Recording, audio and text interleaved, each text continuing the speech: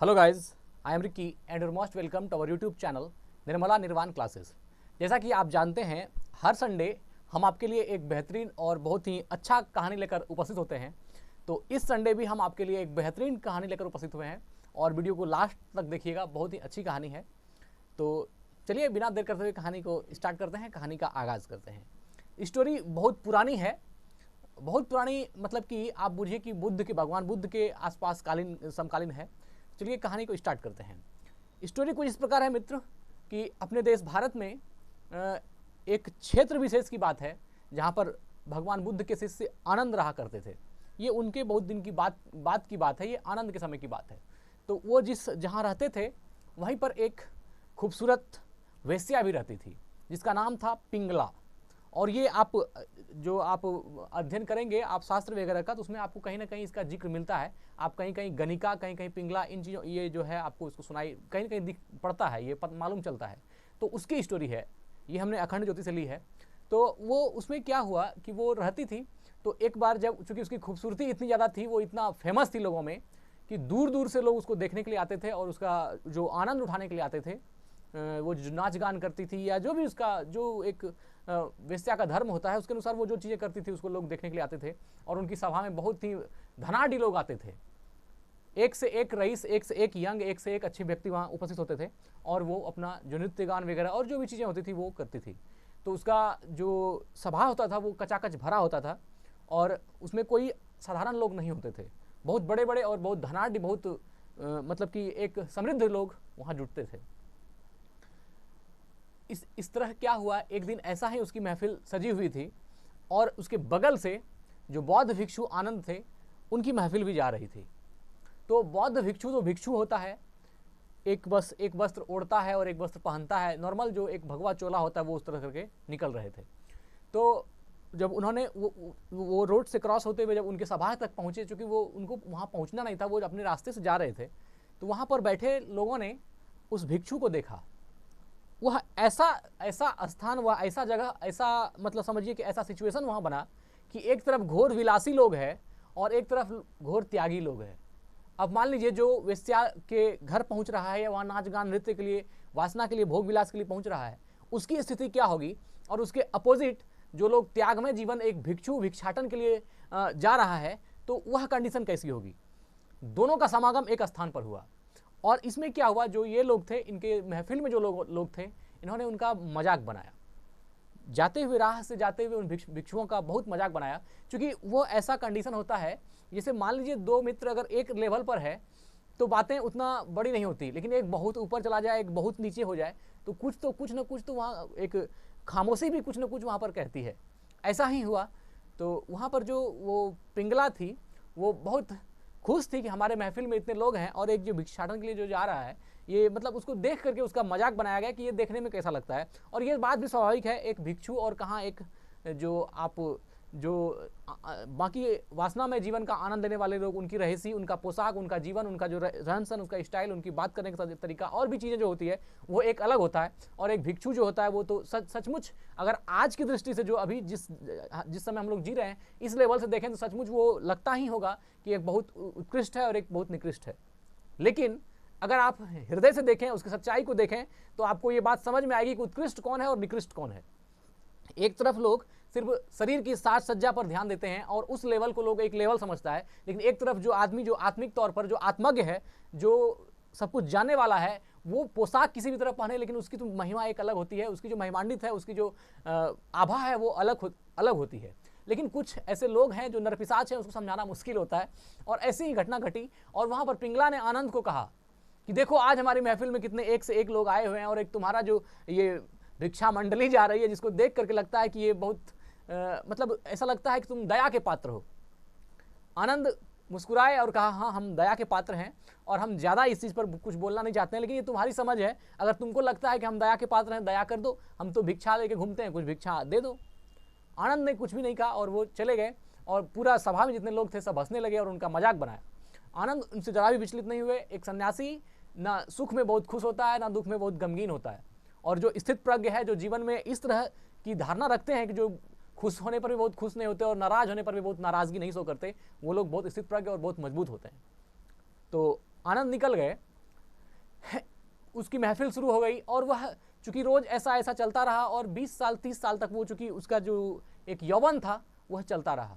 इधर आनंद की कहानी हुई, ये एक चूंकि बौद्ध भिक्षु हुए तो जो जिस तरह इनका त्यागमय जीवन था वह भी धीरे धीरे आगे बढ़ता रहा और उसकी सुगंध दूर दूर तक फैलती गई।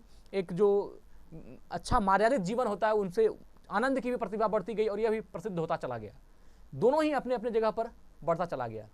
30 साल 40 साल के बाद क्या हुआ, एक यौवन है, एक जीवन है, उसमें यौवन की भी एक उम्र होती है, वो धीरे धीरे वह जो तरुणीयता थी, जो तरुणामय जीवन था वो धीरे धीरे खत्म होती चली गई। और देखते देखते कुछ समय में चूंकि शारीरिक परिवर्तन बहुत धीरे धीरे होता है और जो पिंगला थी वो धीरे धीरे उनका रूप और सौंदर्य खोता चला गया। दूसरी तरफ रूप और सौंदर्य तो आनंद का भी खोता चला गया, लेकिन आनंद के साथ क्या हुई, उसकी प्रसिद्धि बढ़ती चली गई क्योंकि वो निखार उसका आत्मिक था, वो अंदर से निकलती हुई मतलब चीजें थी जिसका कि एक यथार्थवादी सोच कहते हैं और एक जो क्षण भंगुरता है। आप समझिए कि दोनों के बीच द्वंद्व था, ऐसा कंट्राडिक्शन दोनों में चलता आ रहा था। आनंद की सुगंध तो चूंकि सब जानते हुए एक बहुत बड़े बहुत भिक्षु हुए और धीरे धीरे पिंगला की जो है वो खूबसूरती जाती रही और 20-25 साल के अंतर दरमियान ऐसा होने लगा कि पिंगला कभी सोती तो वह स्वप्न में देखती कि एक बहुत बड़ा स्टेज है जहाँ पर उसको परफॉर्म करना है और धीरे धीरे लोग वहाँ एकत्रित होने लगे। मतलब अब जो है विलासिता का सुख उनको मिलना शुरू होगा, वो इस तरह की सपनों में खोती रही। लेकिन यह समय इतना धीरे धीरे निकलता गया और उसको इस चीज़ का अंदाजा कभी था नहीं। उसकी एक दासी थी, पिंगला की एक दासी थी जो बार बार उसकी इस तरह के हरकतों से कभी सोई सोई वो जाग जाती और सपने में खो जाती। तो वो दासी इस बात को समझती थी कि जो ये नारी है इसको बार बार ऐसा स्वप्न आता है कि वो अब भी वह उसी तरह की है जिस तरह वो पहले थी। लेकिन समय ने धीरे धीरे उसकी स्थिति को बदल दी है, उसकी शारीरिक परिवर्तन कर दी है और लोगों का जमावड़ा, लोगों का जो जुड़ाव था, जो धनाढ़ी लोग, जो एक तरह से कह सकते हैं विलासी लोग थे, उनके यहाँ आना इसलिए था क्योंकि उसके चेहरे में कुछ आकर्षण थी, उसकी खूबसूरती पर लोग मरते थे, इसलिए लोग जमा भी होते थे।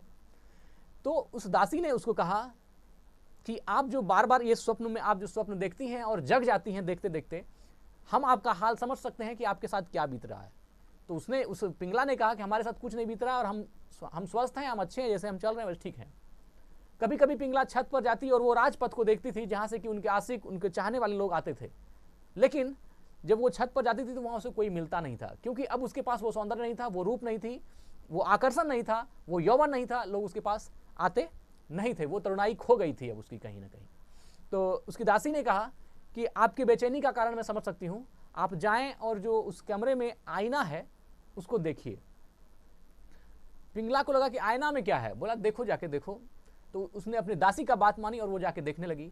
उसने देखा कि उसका सौंदर्य बहुत ही ज़्यादा जो पहले थी वो चीज़ें अब नहीं रही और लोगों का जुड़ाव तो सिर्फ सौंदर्य था, वो धीरे धीरे टूटता चला गया और आज वो अकेली और बहुत ही तन्हाई भरा जीवन महसूस कर रही थी, बहुत खुद को तन्हा समझ रही थी कि एक महफिल थी जो लोगों से जमा हुआ होता था, एक लोग थे जो हमारे एक इशारे पर मतलब क्या नहीं देने के लिए तैयार हो जाते थे और एक समय है कि कोई हमको देखने तक नहीं आ रहा है, कोई हमारी हाल खबर तक लेने के लिए नहीं आ रहा।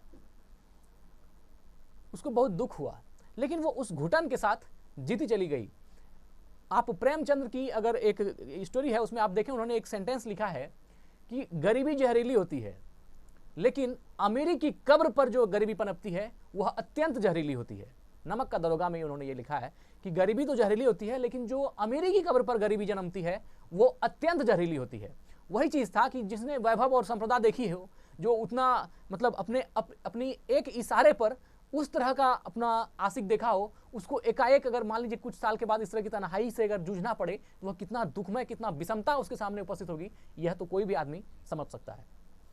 और दूसरी तरफ आनंद, उसकी भी अवस्था चली गई, चूंकि ये जीवन है किसी को भी नहीं छोड़ता, चाहे सन्यासी हो या फकीर हो या कोई भी विलासी व्यक्ति हो, उम्र के साथ सब ढलते हैं और ये सही है, एक एक सेकेंड के साथ लोग ढल रहे हैं, इस तरह की यहाँ ये कंडीशन है। तो एक दिन क्या हुआ, आनंद वैसे ही भिक्षाटन के लिए जो उनका तरीका था उस तरह वो निकल रहे थे तो किसी की रोने की आवाज़ आई महल से, और जब आनंद वहाँ पर धम्मं शरणं गच्छामि की आवाज़ करते हुए उनका काफिला जा रहा था, बौद्ध भिक्षु जा रहे थे, तो वो अपने अटारी से निकली बाहर और वहाँ से सीढ़ी से नीचे उतरी और जा करके आनंद के पैरों में लिपट कर रोने लगी और आनंद से कहा कि यही वो जगह है जहाँ से हमने आपका मतलब आपकी मजाक उड़ाई थी कि ये कौन सा जीवन जी रहे हो आनंद, ये बौद्ध भिक्षु वाला, इसमें क्या है, एक कटोरा लेके घूमते रहते हो और इस जीवन में क्या है। तो आनंद ने कहा था कि बहुत कुछ है, लेकिन तुमको समझने के लिए अभी तुम समझ नहीं पा रही हो, इसलिए तुम्हारे लिए इसमें कुछ नहीं है। जो लोग समझते हैं वो मूर्ख नहीं है कि पूरा इतना धन वैभव संपदा छोड़ करके कोई भगवा चोला पहन के घूमता है, कोई इतना पागल नहीं है। या तो वो तुमसे बहुत बुद्धिमान है या तो वो बहुत निकृष्ट है। उन्होंने ये बात उसको समझाई थी। तो बाद में जब वो समय बीत गया, वो आनंद के चरणों में गिर गई और वहाँ रोने लगी और कहने लगी, अश्रुपात करने लगी कि अब हमको जो है इस जीवन से निकालो और प्रकाश के जीवन में ले चलो। आनंद ने कहा कि ये समय के साथ हर चीज़ बदलता है और आज तुम्हारी सोच बदल गई है, तुमको समझ में आ गया है कि जीवन क्या है। और ये जो गुमान तुमको जिस चीज़ की थी, जिस खूबसूरती की थी, जिस यौवन पे, जिस तरुणाई पर, जिस जवानी पर था, वो कहीं ना कहीं अब इंड हो चुका है। और जो अब यथार्थ होता है जीवन का, जो वास्तविक यथार्थ है, वह तुमको समझ में आ रही है। उन्होंने कहा कि मेरे जितने साथी संगी थे सबों ने साथ छोड़ दिया। पिंगला ने कहा यहाँ तक कि अब मेरी जो शरीर है वह भी मेरा साथ छोड़ चुकी है, अब हमारे साथ कोई नहीं है। और इस अवस्था में जो हमसे प्रेम करता है, इस अवस्था में जो हमको चाहता है, वही हमारा यथार्थ में चाहने वाला है, वही हमको सच में चाहने वाला है। वो आनंद के चरणों में गिर गई और आनंद ने उसको बौद्ध भिक्षु बना लिया और उन्होंने उसको तथास्तु कहा और कहा कि तुम भी जो है धर्मं शरणं गच्छामि बुद्धं शरणं गच्छामि में सम्मिलित हो जाओ। और वह उसमें सम्मिलित हो गई और बाद में एक बहुत बड़ी बौद्ध भिक्षु बनी। और जीवन के अंतिम चरण में आकर के भी उन्होंने बौद्ध भिक्षु को ग्रहण किया और जो जीवन की मर्यादा होती है, जो सार्थकता होती है, उसको ग्रहण किया। तो ये कहानी कैसी लगी बताइए कमेंट बॉक्स में। और कहानी का जो मैसेज है वह क्लियर है मित्र, कि किसी भी रूप वैभव संपदा जवानी किसी चीज़ का गुमान नहीं कीजिए। ये समय के साथ समय एक ऐसा काल है जो किसी को नहीं छोड़ता, सब मतलब एक से एक चीज़ को भी वह अपनी ओर खींच लेता है और उसको खा जाता है, ऐसा समझिए, उसको नष्ट कर देता है। तो फिर कहानी का मैसेज भी आपको क्लियर हो गया। और कैसे लगी कहानी बताइएगा कमेंट बॉक्स में, जरूर हमें आपके कमेंट का इंतजार रहेगा। और चैनल को अगर सब्सक्राइब नहीं किए हैं तो कर लीजिएगा। हर संडे हम आपके लिए एक बेहतरीन कहानी खोज कर लेकर आते हैं। धन्यवाद, स्वस्थ रहें, अपना ख्याल रखें। जय हिंद।